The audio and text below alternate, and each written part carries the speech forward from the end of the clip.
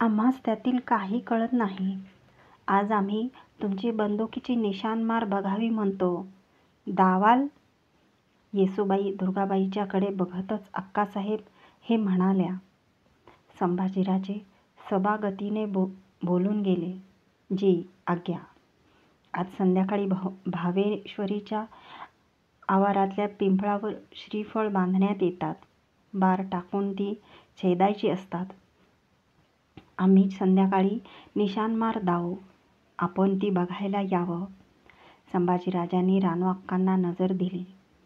तशीच ती येसूबाई व दुर्गाबाईंच्यावर फिरविली.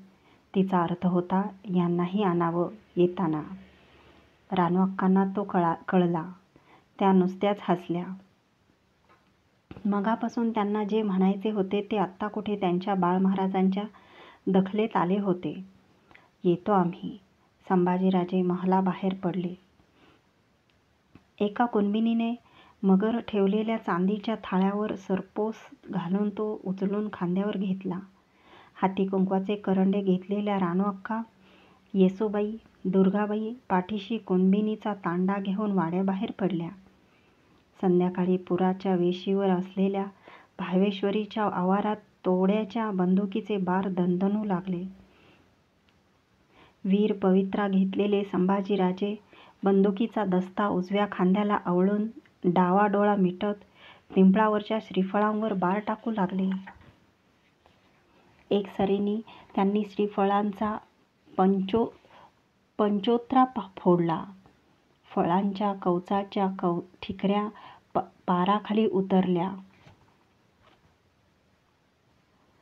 श्रीफळातील पाण्याने पिंपळ पाने न्हावून निघाली आणि ते बघताना बैठकीवर बसलेल्या येसूबाई व दुर्गाबाईंची मनेही एका आगळ्याच भावनेने न्हावून निघाली. किंक्रांतीचा सण असल्यामुळे आज शिर्क्यांच्या वाड्यावर संध्याकाळी मानाचे बकरे पडणार होते. पुरातील पिलाजींच्या वाड्यात संभाजीराजांची बुधभूषणमची दुसरी काव्यशास्त्र बैठक बसली.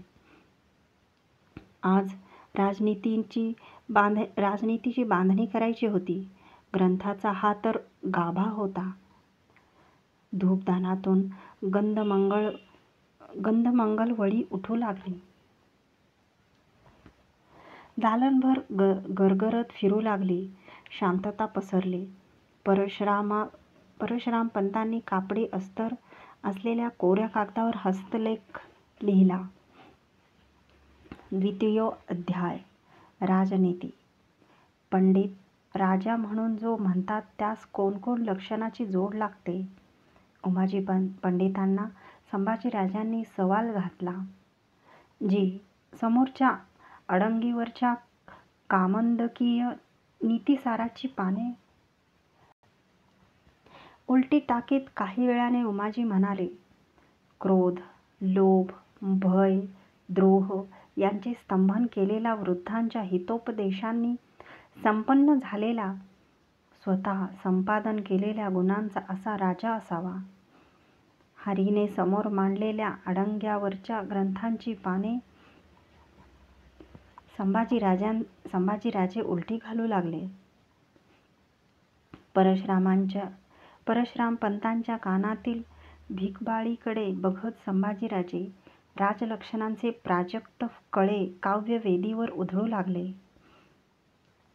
मेधावी मतिमान दक्षः, क्षमावान ऋजू, बुद्धिमान सावध क्षमाशील मृदू अंतःकरणाचा, धर्मात्मा अपि न असूयकः, धर्मशील पण असूया नसलेला,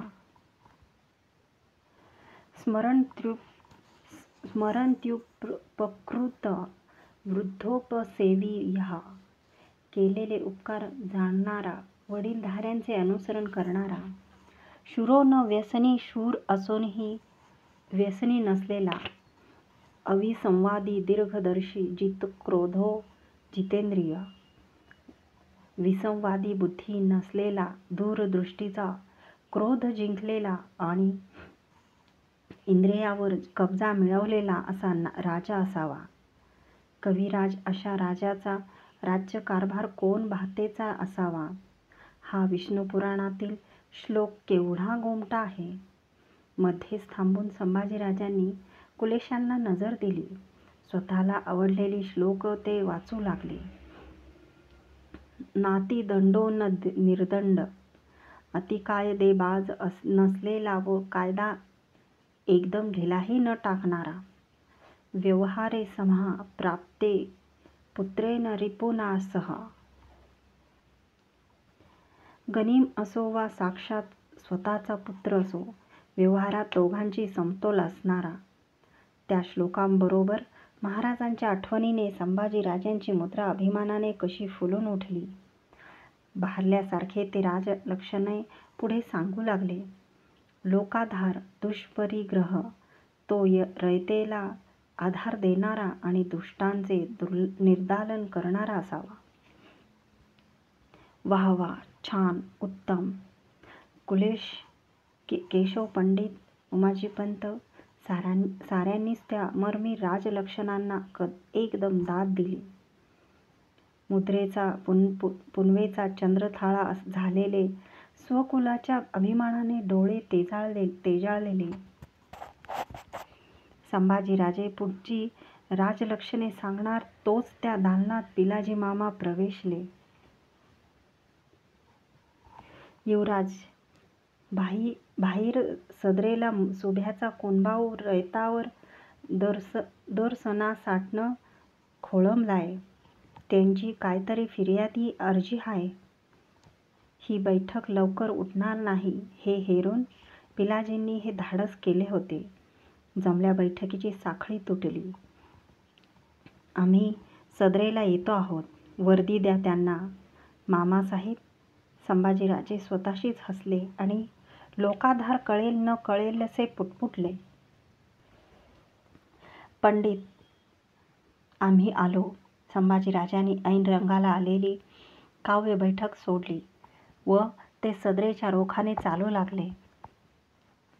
बाहेर उभे असलेली रायाजी, अंतोजी व खंडोजी बल्लाळ यांच्या पाठीशी झाले. सदरेवर आलेल्या युवराजांना मुंडी बागोटी घातलेल्या लंगोट्याधारी 10-20 कुणब्यांनी मुजरे दिले. संभाजीराजे सदरी बैठकीवर बसले. खंडोजी, रायाजी व अंतोजी यांच्या दुतर्फा अदब धरून उभे राहिले. जमले कुणबी काही बोलतील म्हणून संभाजीराजांनी त्यांच्यावर नजरफेर टाकला.